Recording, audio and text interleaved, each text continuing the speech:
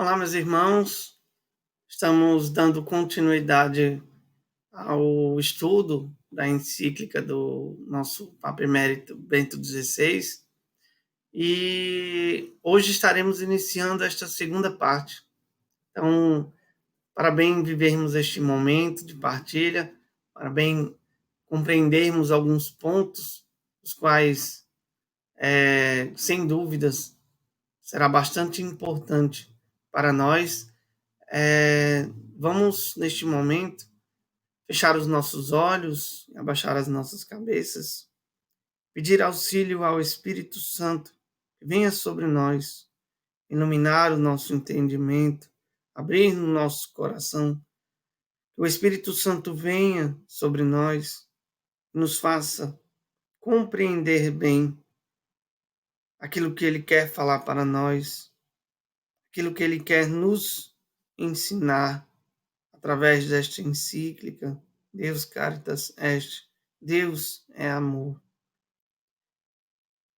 Rezemos juntos.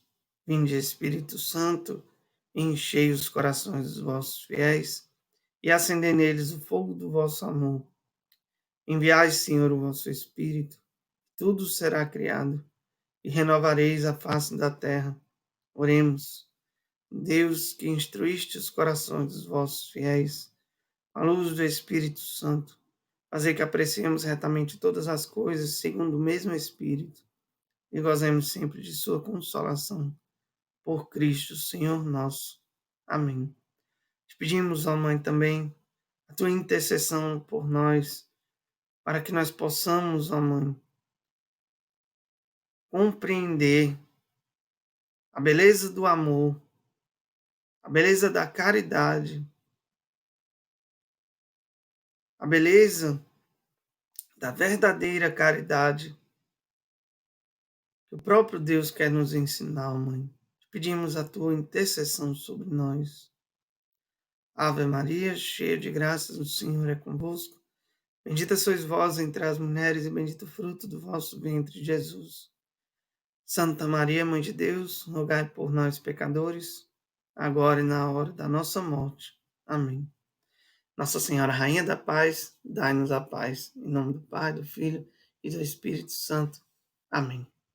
Pois bem, meus irmãos, hoje estaremos iniciando esta segunda parte do estudo da encíclica do nosso Papa Emérito Bento XVI, Deus Caritas Est, Deus é amor. E esta segunda parte, na nossa primeira parte, nós começamos a fazer uma breve análise do que é o amor, das características do amor, fomos elencando pontos que vão nos fazendo entender melhor o amor que é ágape, o amor que é eros, e esta união entre essas duas características do amor, né, que eles, como Bento XVI fala na sua primeira parte, que eles se entreolham, né, eles vivem esta relação mútua, né? Então, nesta segunda parte, nós vamos estudar um pouco mais a aplicação deste amor quanto caridade. E é interessante, quando nós formos iniciar agora, nós iremos abordar sobre dois temas, né? A caridade da igreja como manifestação do amor trinitário, e a justiça e caridade, né? Os próximos pontos nós iremos falar no próximo vídeo, na próxima aula. Então, iniciando este momento, nós falaremos deste primeiro ponto, o ponto da caridade da igreja como manifestação do amor trinitário. Então, o que Bento XVI quis falar sobre isso, no momento em que ele começa a abordar esta característica do amor de maneira aplicada, por assim dizer. Então, Bento XVI, quando vai dizer que este amor é uma manifestação do amor trinitário, se nós compreendermos bem esta terminologia, né, deste amor trinitário, nós entendemos que existe o amor do Pai, do Filho e do Espírito Santo, que são um só, e que esta relação de amor em que o Pai se esvazia totalmente para se dar ao filho, e o filho que se esvazia totalmente para se dar ao pai. Este é a característica do amor trinitário, né? De um amor que se faz um e de um amor que se esvazia para doar-se ao outro, né? E é interessante que Bento XVI, logo no início, faz uma ênfase bastante rígida, né? Ele vai dizer: este é o mandato.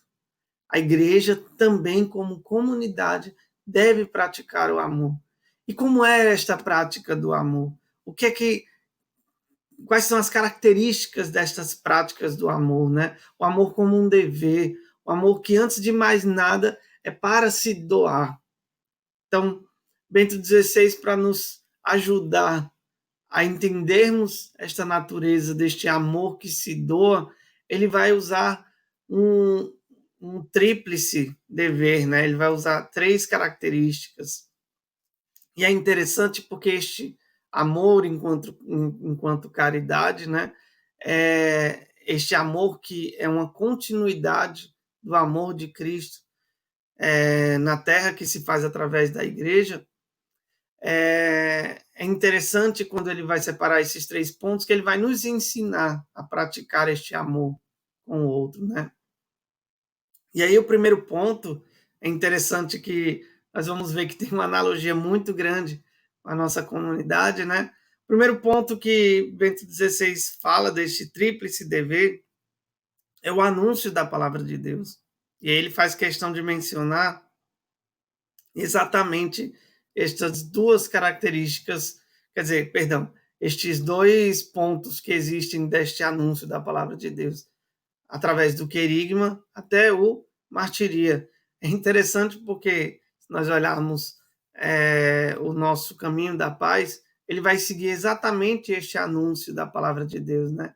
Em que nós começamos por meio do querigma, o primeiro anúncio, e vamos vivendo cada fase, né? A fase do filoteia, a fase do metanoia, a fase do koinonia e depois a fase do martiria, né? Então, vemos que este é o primeiro ponto que nós precisamos praticar o amor para com o outro, né? Então, primeiro ponto, o anúncio da palavra de Deus. Precisamos começar desde o primeiro anúncio até levar ele a uma experiência de total adesão ao evangelho, de total entrega ao evangelho, né? O segundo ponto deste tríplice dever que Bento XVI vai abordar, ele vai nos orientar a vivermos os sacramentos, ou seja, os sacramentos da nossa liturgia, como o nosso batismo, a nossa crisma, a nossa, enfim, a nossa comunhão, né? O nosso o ato de nós irmos receber o sacramento da reconciliação, né? Então, estes também é uma prática do amor da igreja, como continuidade deste amor, né? Então, este amor que começa a viver esta experiência destes sacramentos, né? Que está inserido nestes sacramentos. Porque todos os sacramentos são são amor do próprio Cristo derramado em nós, né? O batismo que nos dá a experiência do Espírito Santo, né? Do Espírito Santo que vem sobre nós, a crisma que vem confirmar esta adesão ao Evangelho, né? A comunhão que é o próprio Jesus que se dá a nós. Então, nós vemos que este amor, como esta continuidade do amor, vem através dos sacramentos. Os sacramentos nos alcançam através do próprio Jesus, né, que é amor. E o terceiro ponto deste tríplice dever, Bento XVI vai falar que é o serviço da caridade. E aí ele coloca este termo diaconia, né? Que também para nós é um termo bastante comum. Nós conhecemos este termo, né? Mas o que é que significa esta palavra diaconia, né? A diaconia nada mais é do que o serviço do amor ao próximo exercido comunitariamente de modo ordenado. É uma terminologia até meio é interessante nós compreendermos, né? Se nós formos olhar as Sagradas Escrituras, se eu não me engano, em Atos 2, versículo 42, não lembro ao certo se é este ponto, mas, enfim, acho que é Atos 6, em que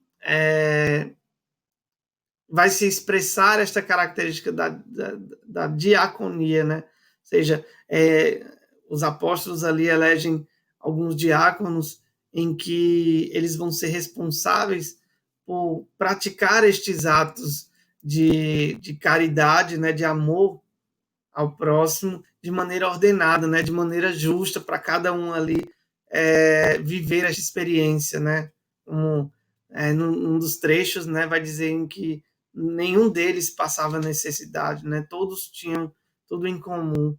Então é interessante que esta característica, esta terceira característica deste tríplice dever, ele vai dizer que através deste serviço da caridade, este organizar-se para viver bem a caridade, não é um ato opcional, mas é constitutivo da igreja. Não se pode se viver o anúncio da palavra de Deus, os sacramentos, sem viver este cuidado desta caridade com o outro, né? E aí nós entramos nessa dimensão social, né? Olhar para as pessoas que necessitam de ajuda material, olhar para os doentes, e termos um olhar de amor, de prática deste amor, né? Deste amor caridade. Se nós olharmos neste documento, em Bento XVI, nos pontos 23 e 24, você vai ver que ele vai abordar esta característica, né, da diaconia, do serviço da caridade. Então é importante nós entendermos que estas três características, elas são inseparáveis. Não se pode viver esta natureza da continuidade deste amor, caridade, se nós não praticarmos estes três pontos, né? E aí é interessante que no ponto 25, Bento XVI vai usar uma frase bastante bela, vai dizer que a igreja é a família de Deus no mundo. Nesta família não deve haver ninguém que sofra por falta do necessário. Veja que interessante. Bento XVI faz questão de demonstrar-nos, através deste caritas ágape, né, nesta terminologia que nós aprendemos na primeira parte da encíclica, de que ela precisa se estender através das fronteiras da igreja, para que nós não enxerguemos as pessoas que estejam passando necessidade, né? Olhemos a parábola que Jesus nos fala sobre o bom samaritano, né? Aquele que foi lá e viu aquela pessoa sofrendo depois de ter sido assaltada, espancada, e cuidou, sarou as feridas daquela pessoa que sofreu, né, deste incidente, alimentou, deu lugar para descanso, né? Então, este é o critério da medida para entendermos este amor caritas ágape que é dado, que nós devemos dar ao outro, né? E que ela não deve ser restrita somente para as fronteiras da igreja, mas sim para uma universalidade do amor, né? Este amor que se inclina ao necessitado, que olha para o outro que sofre, né? Seja ele quem for. Às vezes nós temos uma certa restrição de viver esta experiência deste caritas ágape, né? Deste termo, a caritas ágape, mas esta é a continuidade do amor que Jesus deixou para nós. Jesus que se deu inteiramente, né, nas Sagradas Escrituras, né, que ele se esvaziou de si mesmo, né? Ele se deu por inteiro a nós para nos salvar. Então é importante nós enxergarmos este mandato de vivermos esta experiência de caridade, né? E é interessante que nós olhemos que este amor até mesmo na carta de São Paulo aos Gálatas, né, ele vai dizer, portanto, enquanto temos tempo, pratiquemos o bem para com todos, mas principalmente para com os irmãos na fé. Então veja que é um mandato que o próprio Deus nos faz, né? Praticarmos o bem para com todos, não escolhermos uma pessoa especificamente para viver esta experiência da caridade, né? Mas nos darmos por inteiro, não retermos a nossa vida, não é verdade? Bom, este primeiro ponto, ou perdão, este tópico que fala sobre a caridade da igreja como manifestação do amor trinitário, são essas as características, né? Só reprisando novamente, o anúncio da palavra de Deus, a celebração dos sacramentos e o serviço da caridade. Bom, agora vamos entrar no segundo ponto, em que Bento XVI faz questão de mencionar a diferença entre justiça e caridade. É importante porque vamos ver que esta atividade caritativa da igreja, ela não é uma coisa meramente justa, não é. Por quê? Porque Bento XVI já começa dizendo, olha, se você precisa conhecer bem o que é a justiça e a caridade, leamos a doutrina social da igreja, né? Ele nos orienta a lermos este documento da igreja para bem compreendermos. Por quê? Porque lá quebra toda a dimensão que nós, infelizmente, vamos vendo acontecer por meio de algumas pessoas na igreja, né? De que começa-se a criar certos pensamentos marxistas de que a igreja precisa viver um comunismo, né? E não, pelo contrário, a igreja, inclusive, em outros documentos, vai condenar o próprio comunismo, né? Então a igreja não quer implantar uma mentalidade marxista. Pelo contrário, por isso que vai trazer essa diferenciação, né? Vai se colocar a diferença entre a caridade e a justiça. E é interessante porque dentro deste documento, Bento XVI escreve uma frase que resume muita coisa, né? Ele vai dizer que a justiça é dar ao outro o que é deles. E a caridade é dar ao outro o que é meu. Eu sei que é bem densa essa frase, mas eu vou utilizar o exemplo da nossa cofundadora, em que ela vai dimensionar o que é justiça e o que é caridade. Ela vai dizer, olha, se você tem, sei lá, algo que para você não vai fazer falta e você dar ao outro, isso é justiça.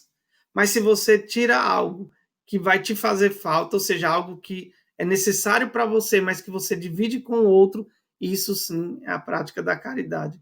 Veja como muda toda a estrutura de como nós pensamos, né? Então, Bento XVI vai deixar claro de que a caridade em si vai sempre além da justiça.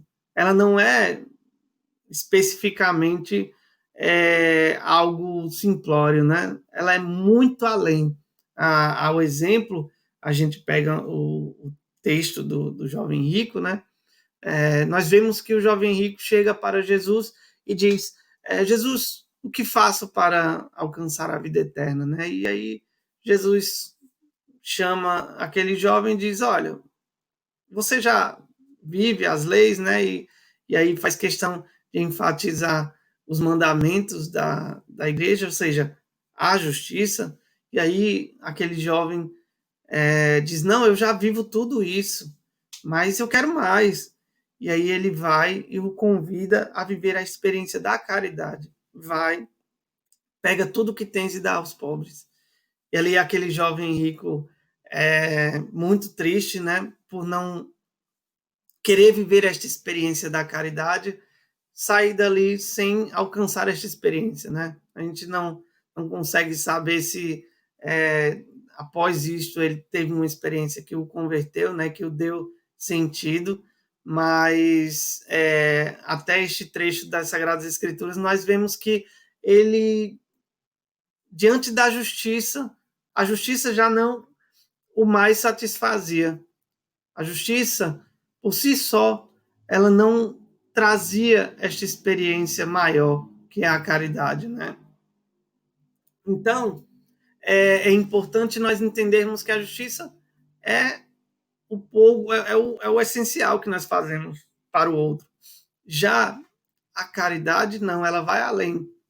E aí, Bento XVI, no seu ponto 28, Bento XVI começa a fazer uma diferenciação do que é Estado e do que é religião, né? Por que ele faz essa questão de enfatizar isso? Porque nós, às vezes, queremos misturar uma coisa com a outra, né? E aí acaba existindo esses pensamentos de ideologias que são incutidas dentro da igreja. Mas Bento XVI vai dizer: o Estado, de maneira alguma, pode impor a religião, mas deve garantir a liberdade da mesma e a paz entre os aderentes das diversas religiões. Ou seja, é o que nós vivemos até no nosso país, ou seja, este Estado laico, né, onde não deve se garantir a liberdade das religiões. Sei que, infelizmente, nós vamos vendo, às vezes, até um Estado um pouco mais laicista, né, em que vamos sendo até proibidos de viver esta realidade de fé, mas o conceito que o próprio Bento XVI vai abordar aqui é o conceito de que o Estado não pode impor a religião. Da mesma forma, a fé, a nossa fé, ela não, ela necessariamente ela vai auxiliar esta justiça que o Estado deve sim compor a todos, né? Por quê? Porque se nós olharmos através da doutrina social, nós vamos vendo que a igreja, de maneira alguma, pode conferir, ou perdão, de que a igreja não pode conferir poder ao Estado, e nem o Estado pode conferir à igreja poderes. São coisas distintas. O que acontece é que nós precisamos entender de que o Estado, ele, por si só, deve sim praticar a justiça entre os demais, e nós, de maneira particular, acho que é importante frisar isso, a caridade não é feita através do Estado, porque a caridade é algo pessoal. Eu ajudo o outro, eu me preocupo com o outro, eu faço isso. Não é o Estado faz isso, enfim, não é. A prática da caridade só se pode ser feita por nós. Então, não existe essa mentalidade de que às vezes as pessoas incutem dentro da igreja de que nós devemos auxiliar o Estado a viver a prática da caridade. De maneira alguma, o Estado não faz caridade, né? Então, neste ponto 28, veja que Bento XVI faz questão de enfatizar de que não precisamos de um Estado que regule e domine tudo, mas de um Estado que generosamente reconheça e apoie, segundo o princípio da subsidiariedade, as iniciativas que nascem das diversas forças sociais e conjugam espontaneamente a proximidade aos homens carecidos de ajuda. Então, veja que coisa interessante. Nós, como igreja, nós precisamos saber que o Estado, sim, pode ser apoiado por meio dos nossos princípios, né? Da nossa estrutura da caridade, mas que não é caridade, né? E a caridade, também é importante frisar, que a caridade é um dom dado pelo Espírito Santo. Então, não tem como o Estado ter a graça de ter este dom, né? Os governantes, sim, podem ter uma característica própria, mas o Estado não tem como, porque isso é um dom dado pelo Espírito Santo para nós. Então, não existe a prática da caridade por meio do Estado, existe sim a prática da caridade através de mim, né? Então, é importante nós entendermos, Bento XVI também deixa bem frisado neste ponto 28, de que a atenção pelos pobres está no Evangelho e na tradição da Igreja. Não é uma invenção que foi criada, e não podemos fazer dela uma ideologia Ou seja, o Evangelho aponta-nos que nós precisamos olhar para o pobre, olhar para aquele, mas que não é uma opção preferencial. A igreja não faz uma opção preferencial para os pobres, porque se nós olharmos na história da igreja, nós vemos que papas condenaram o pauperismo, que seria o quê? A pobreza pela pobreza, mas sim a pobreza quanto virtude. Então, a característica da pobreza ela deve ser enquanto virtude, e não de maneira desses pensamentos ideológicos que nós às vezes vamos vendo sendo impetrados dentro da igreja, né? Então, a atenção pelos jovens, pelos pobres, não a opção preferencial. Então, não podemos fazer disto uma ideologia, do qual muitas vezes acabamos por ouvir outras pessoas fazerem este tipo de pensamento, né? E na próxima aula nós iremos abordar um pouco mais sobre esta encíclica, iremos falar um pouco mais de algumas características e abordaremos ainda mais a conclusão de todo este conteúdo, né, de toda esta formação. Então, que Deus te abençoe, conto com você na próxima aula e shalom, é isso.